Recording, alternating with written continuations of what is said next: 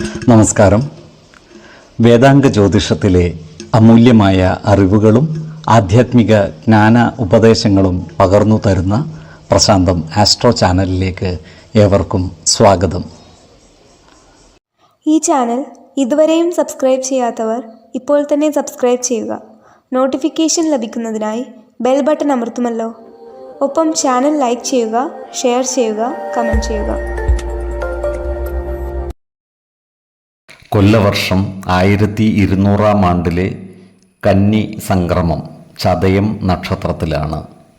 കന്നി 1-ാം തീയതിയിലെ ഗ്രഹനില അനുസരിച്ച് എടവം രാശിയിൽ സർവേശ്വരകാരകനായ വ്യാഴവും, മിഥുനത്തിൽ കുജനും, ചിങ്ങം രാശിയിൽ ബുധനും, കന്നിയിൽ ആദിത്യനും ശുക്രനും കേതുവും, ധനുരാശിയിൽ ഗുളികനും, കുംഭത്തിൽ ചന്ദ്രനും ശനിയും, മീനം രാശിയിൽ രാഹുവും സ്ഥിതി ചെയ്യുന്നു.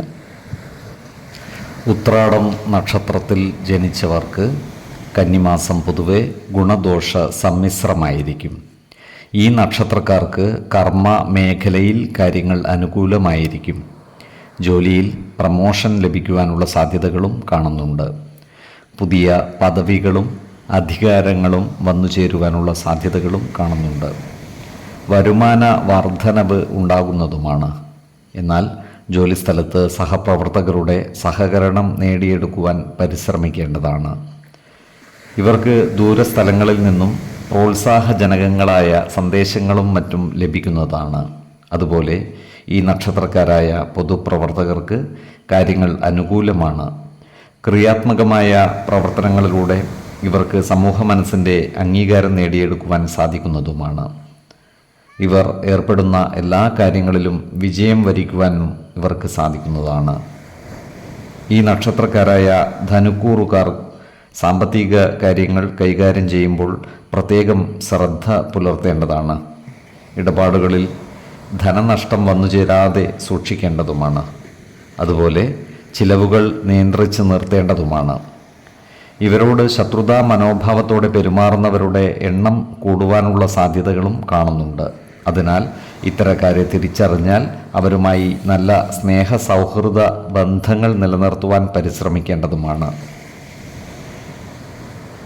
ഈ നക്ഷത്രക്കാരായ മകരക്കൂറുകാർക്ക് സന്താനങ്ങളിൽ നിന്ന് ഗുണഫലവും ദാമ്പത്യ സൗഖ്യവും ലഭിക്കുന്നതാണ്.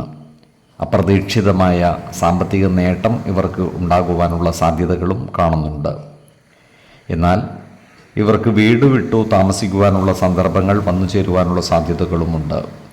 അതുപോലെ സ്ത്രീജനങ്ങളുമായി ബന്ധപ്പെട്ട പ്രവർത്തനങ്ങളിൽ ഏർപ്പെടുമ്പോൾ വാക്കുതർക്കങ്ങൾ ഉണ്ടാവാതിരിക്കുവാൻ പ്രത്യേകം ശ്രദ്ധിക്കുകയും വേണം.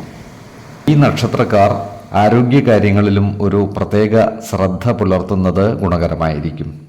5, 17, 28 തീയതികൾ അനുകൂലമാണ്. ഈ നക്ഷത്രക്കാർ ജനിച്ച സമയത്തെ അടിസ്ഥാനമാക്കിയുള്ള ജാതകത്തിലെ ലഗ്ന രാശിയുടെയും ലഗ്ന അധിപന്റെയും സ്ഥിതിയും ശുഭപാപ ഭാവങ്ങളുടെ സ്ഥിതിയും ഓരോ രാശിയിലെയും ഗ്രഹങ്ങളുടെ സ്ഥിതിയും അനുസരിച്ച് ഇവരുടെ പൊതുഫലത്തിൽ ഏറ്റക്കുറച്ചിലുകൾ ഉണ്ടാകുവാനിടയുണ്ട്. കുടുംബ ദേവതകളെയും ഇഷ്ടദേവതകളെയും ഉപാസിക്കുന്നത് ഇവർക്ക് ആയുരാരോഗ്യ സൗഖ്യമേകും. ഇഷ്ടദേവതാ മന്ത്രം 108 തവണ ദിനംതോറും ലിഖിത ജപം ചെയ്തു വരുന്നത് ഇവർക്ക് സർവ ഐശ്വര്യങ്ങളുമേകും. നല്ല വ്യക്തി സാധനകളോടെയും ഉപാസനകളോടെയും മുന്നേറിയാൽ സർവേശ്വരാനുഗ്രഹത്താൽ ഇവരുടെ സർവകാര്യങ്ങളും മംഗളകരമാകും. നന്ദി, നമസ്കാരം. ജ്യോതിഷരത്നം പ്രശാന്ത് കണ്ണോം.